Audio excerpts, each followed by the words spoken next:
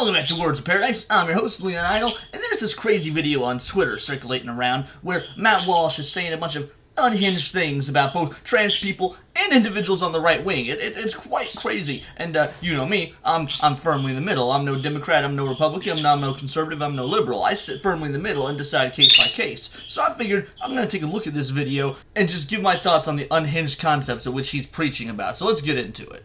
Okay, so that was Tim Pool, Jeremy from the YouTube channel The Quartering, Sydney Watson, Amala Ekpanobi from PragerU, and the guys from the podcast Trigonometry. Now, one thing I want to be clear about here is that I'm not mad at any of these people.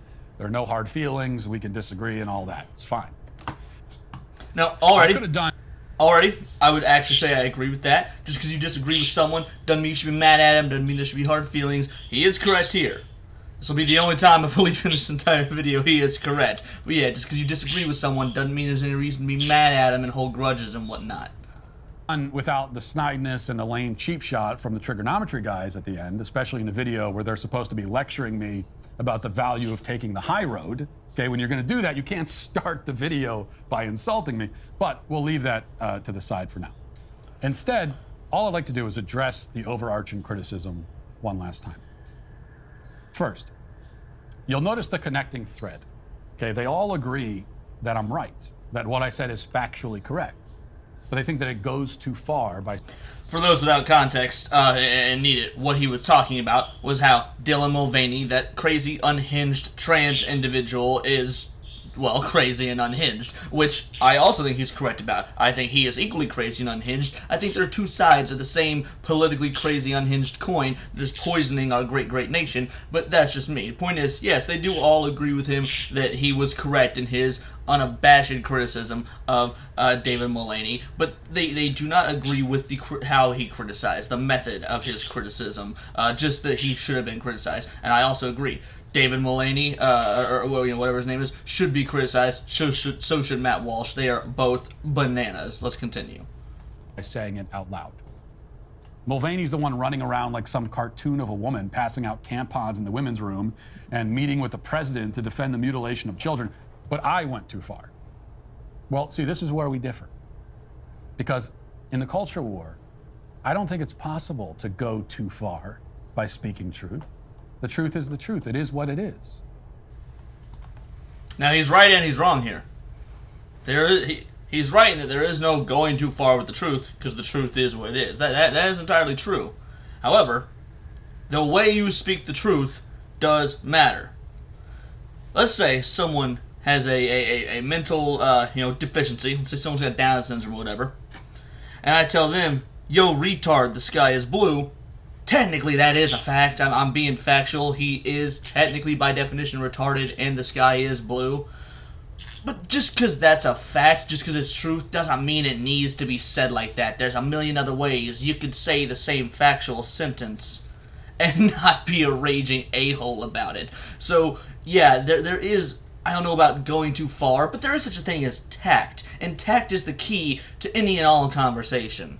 It's the reality. Are we going to defend it, or are we going to conceal it? Are we going to embrace it, or are we going to hide from it? You can't have it both ways. When it comes to gender ideology, the truth is ugly. It is brutal and harsh and disgusting. I wish it wasn't that way, but it is. I didn't make it that way. I didn't create the ugliness. I'm merely... No, but you add to it with the way you would... Look, I'm all for criticizing this sort of ideology. I'm not a fan of it. I don't think it makes a lot of sense. I think that if you're a consenting adult, do what you want to do. If you're an adult and can make your own decisions, by all means. You want to be called a she, a he. You want to be called whatever. You want to get wear dresses. You want to have change your name. You're an adult. Go for it. I do draw the line when it starts to affect children, which has been an ongoing issue the last couple of years. That being said, he's right. It is an ugly thing. That doesn't mean he needs to add ugliness on top by stoking fires when we could be trying to put fires out. Pointing to it and saying, look at this. Look at it for what it is. But you would rather that I soften the blow a little bit, that I dress the truth up to make it prettier, more palatable. No one is asking him to do that. No one's asking him to dress the truth up and make it more palatable. We're asking him not to be a dick, because that's not how you win hearts and minds to your side of things. If you want to see people on the internet will do the opposite of what you say just because you say it in a douchebaggery manner. Let's flip the script a little bit. Let's think about Hogwarts Legacy. That game was always going to sell incredibly well because, people love Harry Potter. That being said, it sold super well to even non-Harry Potter fans because there were so many people online saying, don't watch this, you can't play this, you can't have it, it's transphobic. Simply being told not to do something made a bunch of people go do it because people on the internet, shockingly enough, don't like being told what to do. So when you go about with your holier-than-thou demanding mentality, not dressing up the truth, however you want to call it, you're going to inherently turn people away from your cause who probably would have agreed with you if you just gave it to them in an intelligent and tactful manner instead of like a dick. That's all we're asking is, hey, learn how the internet works and maybe be a little nicer when talking about truth. You want me to lie to protect the feelings of our enemies. And make no mistake, Dylan Mulvaney is our enemy. He is an open, visible, active, and passionate advocate for the abuse of children, the war on fundamental truth, and the destruction of human society as we know it. You wish to defeat this man in a manner that will not make him feel bad about himself, but I'm here to tell you that you are delusional. I'm not going to protect your feelings any more than I'll protect his. You are deluding yourself. We got into this position in our culture precisely by valuing politeness over truth. We got here by doing exactly as... We didn't value politeness over truth. We valued silence over truth, which I agree is incredibly wrong. But you can politely be truthful. They're not mutually exclusive. You don't have to be an a-hole to be truthful. It's not that hard a concept to grasp. You can politely tell the truth. I don't know where you're getting this idea you can't. I don't know if that beard is covered up with so much oil that it's like shrinking your brain from the inside because of all the chemicals and preservatives. But whatever you're doing, Matt, you gotta stop. At this point, I don't even know if this is a character he puts on, or if you were to run out, run into him like at your local Walmart or whatever, and he would be the exact same person. Like I don't know if this is some sort of grift or if he is just this bananas, because it doesn't seem like he can grasp the concept that he's the inverse of what he's fighting. Like, he talks about the crazy left, the lunatic left, the trans people, the child mutilators, like all this unsavory things, and he talks about how they're so ideologically driven. But he is the same way. One is not better than the other. Anytime you are ideologically driven, anytime you're a radical, that is bad. Your version of radical ideology is not inherently better than their version of radical ideology if both lead you and the people that that follow it down these destructive, evil war paths. Of course each side thinks they're right. Why? You're gonna think you're right, Matt Walsh. Dylan Mulvaney, of course, thinks he's right. You can say the facts and the science are on your side, and I would agree with you in, say 90% of instances. But if and when your side wins, what's to keep it from being like any other, empire from the past, or even anyone that overtook communist regimes in the past? They work so hard to overthrow a communist regime, and then they get in there and they're just as tyrannical, but in a different way. That's what I see happening here. Matt Walsh and his ilk would be just as tyrannical, but in a different way, in the opposite way, because neither party, Dylan Mulvaney, Matt Walsh, hardcore leftists, hardcore conservatives, none of them care about being rational and being down the middle and realizing, no, there's a few things that make sense on each side. And we could get there, we could have these conversations and these dialogues if we're just polite. You would have me continue doing, and what you blame me for not doing. We got here by refusing to speak the plain truth and by allowing the anti-truth brigade to emotionally blackmail us into silence. They use their own mental fragility as a cudgel to beat us into submission. That's the threat, right? And we let them get away with it. Or you do, anyway. I won't. Second, you say that I'm not going to convince the other side with this kind of rhetoric. But here's what you have to understand. This is very important. Convincing the other side is not my primary objective. It absolutely should be.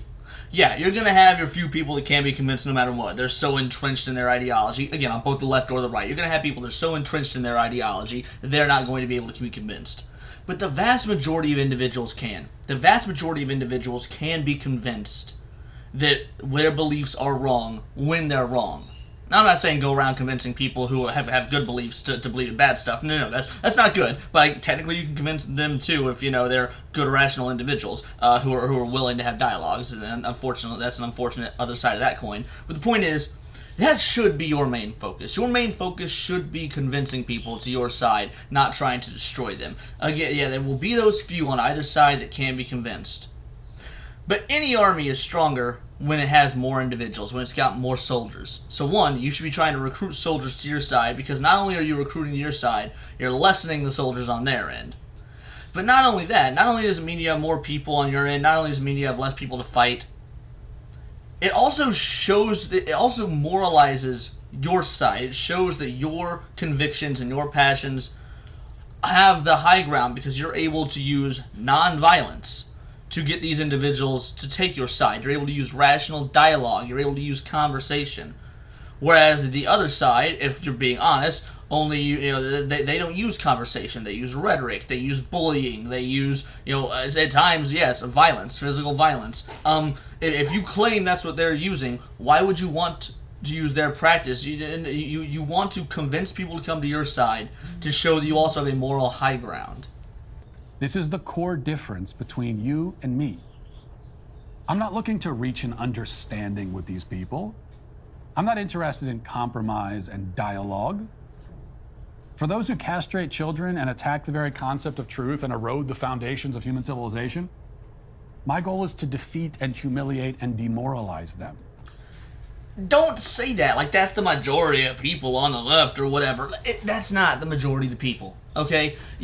If you want that to be your goal for the few individuals like that, which I will technically acknowledge Dylan Mulvaney is one of those individuals that he is, speaking about. Yeah, like I said, they're two sides of the same unhinged coin. I guess, sure, have a field day lambasting those individuals, verbally on Twitter and on TV with your podcast. Yeah, have fun. Go for it. You got this, Sparky. But the vast majority of individuals are not like that. And when you use the wording you use, it makes your base, the people you're preaching to, think that the other side, all of them, are like that. You are othering an entire half of the country. You can't have a sustainable political model when two halves of the country hate each other based on lies spread by both sides' leaders. And that's what you are, Matt Walsh. You are a leader. It sucks. I don't like the fact that you're a leader because you're kind of gross. But you are a leader. And you're not doing a good job of it because a leader would seek to unify, not to divide. Okay, I want to destroy everything they stand for. The other side is not interested in compromise. And that's what makes that's what should make your side, and what makes the majority of people on his side. He is an outlier. People he mentioned at the beginning, Tim Pool, the quartering, you may not like them, but they are open to dialogue. They do want to see different points of view and have discussions with individuals of different points of view. And that's the way it should be. He is the outlier. They want nothing less than your unconditional surrender. We have to meet them with that same energy, or we will lose, or continue losing. And by the way, this is also a good strategy because it rallies people to our side. It emboldens the troops. It lets people know that it's okay to speak up and to speak truthfully. You're half right. It does let people know that. But they need to be convinced you're right first. You think all those people on the left are just sitting there thinking, oh, Matt Walsh is right, but I'm too afraid to say it? No, because then they'd at least be, quietly right-wing. They'd be, voting for right-wing policy or whatever. It's not like they have to tell people who they voted for. You could lie. People would at least be voting for the right-wings. No one's voting for your right-wing stuff, Matt. So they're not gonna be emboldened to speak up when they don't even agree with your ideology in the first place. You need to you need to politely convince them of your ideology, and then once they're on your side, slowly embolden them to speak up. That's the strategy. My God, this man is insufferable. They have seized hold of our society, indoctrinating entire generations, and they didn't do it with niceness. They didn't win these flies with honey. I skipped ahead for a bit because he went on this weird rant that I won't lie doesn't really apply to in my opinion, this conversation, this video, any of it. But back to this, he's right. A lot of the left, I'm not going to say all because, again, I don't like doing that. I'm not divisive like this individual here. A lot of the left didn't win the Flies with Honey. Neither the right. Again, two sides of the same coin. The vast majority of people are just people caught in the middle. And even if it means losing, maybe I'm just old-fashioned, but even if it means losing, there's honor in having the moral high ground when you have these conversations, when you have these battles. You could take the opportunity to lie, cheat, and steal, just like the other side did, as you claim. But if you do that, then why should people rally to your side if you were just going to be using the same tactics that they used? What makes you better? What do you have on your side besides the truth? It's hard to make people listen to the truth if they're disgusted by who you are on the inside because of the depths you're willing to go to win. Truth doesn't matter to people who are lying and cheating and stealing to expose the truth. It's still lying and cheating and stealing. So yes, I do think that even if it means losing, there should absolutely be a moral high ground taken and politeness should be had. They did it by being bold and aggressive and by making their opposition's arguments seem not only wrong, but utterly horrific and insane. That's how they did it. Now, to be fair, you're making your own argument seem wrong and insane. Again, all because of the delivery. See, it turns out that the tone of your argument is often more important than the substance of it. He's right! Well, give Matt Walsh a cookie. He's correct. And you know who he's turning off to his own, to his argument? Everyone who normally would agree with him because of his tone. He's entirely correct. The tone of your argument is often more important than the substance of your argument. And his tone has been so undeniably haughty and douchey this entire video that it has been a major turnoff to somebody like me who ideologically is right down the middle and could go either way depending on my what the issue of the day is. If you're going to bring up taxes, I'm going to go one way. If you're going to bring up working conditions for the middle class, I might go a different way. If you're going to bring up civil rights, I'm going to go one way. If you're going to bring up point is my views completely depend on what the issue at hand is. And normally with the issue at hand, I would agree with Matt Walsh. Right now I don't. I don't agree with him at all because he's an absolute terrorist when it comes to portraying the ideologies from the individuals on that particular side of the aisle. I agree people like Dylan Mulvaney are catastrophic to society.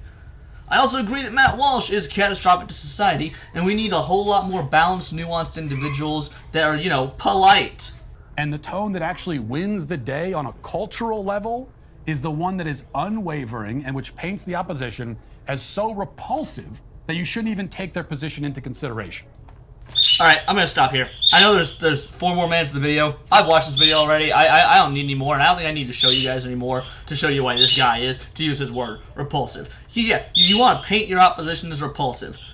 Normally, I would agree. You want to paint your opposition as repulsive. If maybe you're fighting a war against a different country when there's nothing to lose, we're talking about our own citizens here. You don't want to paint the other half of your own citizens as repulsive. We need to find a way to come together. That is the only way to win this war. There's no winning if one side has to lose, okay? Because at the end of the day, we're all Americans. All of us. So the idea that winning means crushing the other side, no, whether you like it or not, they are still Americans and they still deserve the freedoms that any other American would get. They're trying to overextend and go beyond certain freedoms, like cut up children. You're right, yeah, let's step in and let's stop that. But this isn't how you do it, dude. But that's all I've got for this one. Let me know what you think in the comments below. I mean, I saw this video last night just cruising through Twitter, and I was flabbergasted because I've never exactly been a big Matt Walsh fan. I don't know anyone who has. But he's definitely said some things in the past that I absolutely agree with. I mean, anyone from one side or the other has said stuff I agree with. If a hardcore Ted Bundy could say something like chocolate, vanilla ice cream is better than chocolate ice cream, I'd be like, well, yeah, I agree with Ted Bundy. I mean, it sucks. The dude cut a lot of women's heads off, but I agree with Ted Bundy. I do like vanilla better than chocolate ice cream. I mean, just because you don't like someone or think someone is heinous doesn't mean they're not going to say things that you agree with. So I've agreed with both people, whether I like them or not, on the left, the right, it doesn't matter. Sometimes people you don't like say things that make sense. In this instance, it was someone I don't like saying something that absolutely made no sense, but maybe it made some sort of sense to you guys, so please subscribe and let me know. You can also find me on Twitter at BoltTheWord, and please do check out the back catalog. I normally cover nerdy news every day, but I figured this was a little bit more intensive than, what's going on in the Star Wars community right now. So let me know your thoughts, and we'll get back to nerdy news tomorrow, or with the shorts I'm posting tonight. But please do subscribe, check out the back catalog. It's all here in the nerdosphere, and this has been Words of Paradise.